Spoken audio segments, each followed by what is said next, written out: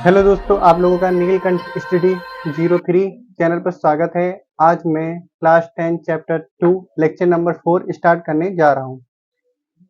आज हम लोग पढ़ने वाले हैं बहुपद का वर्गीकरण। बहुपद का वर्गीकरण, क्लासिफिकेशन ऑफ पॉलिनोमियल। ठीक है, चलो पढ़ते हैं। बहुपद का वर्गीकरण मुख्यतः दो प्रकार से किया जाता है। कि बहुपद का वर्गीकरण मुख्यतः दो प्रकार से किया जाता है।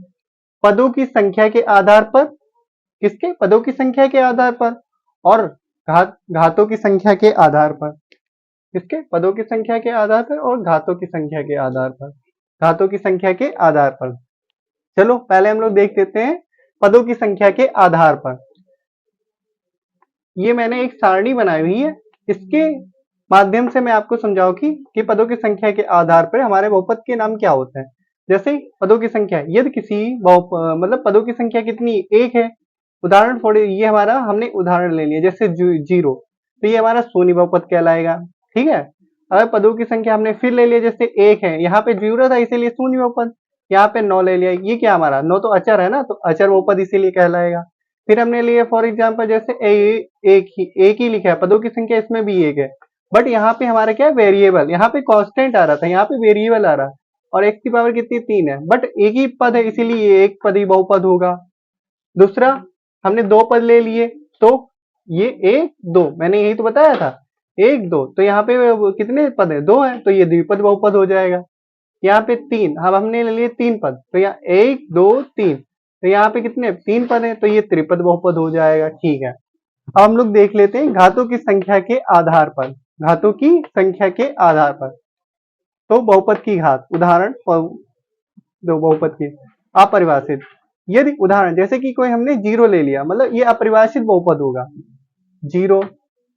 दूसरा ले लिया ए हमारे पास, हमने कोई उदाहरण ले लिया ए, और ए नॉट इक्वल टू जीरो। अगर ए कभी भी जीरो के इक्वल नहीं होगा, क्योंकि अगर एक जीरो के इक्वल है तो ये पद ही गायब हो जाएगा, समझ गए कि नहीं? तो इसीलिए कौन सा? शून्य या अचर शून्य। ठीक है, बहुपद का नाम। और एक ले बहुपद की घात कितनी? एक है। फॉर एग्जाम्पल, ये हमारा कोई एक्स प्लस बी, ये हमारे पास कोई बहुपद है। यहाँ पे बहुपद की देखो क्या मैक्सिमम घात कितनी? एक है। ये वाला उदाहरण है, बहुपद की घात कितनी? एक है, तो ये कौन सा? रेखिक बहुपद कहलाएगा। कौन सा? रेखिक बहुपद कहलाएगा।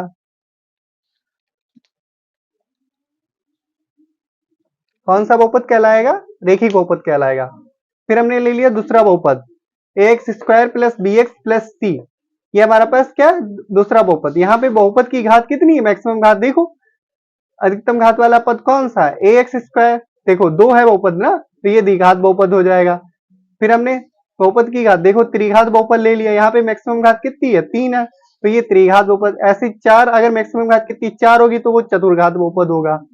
हमें बहुपद की घात देखनी है, तो ये आपका हो गया पदों की संख्या के आधार पर और घातों की संख्या के आधार पर बहुपद का वर्गीकरण।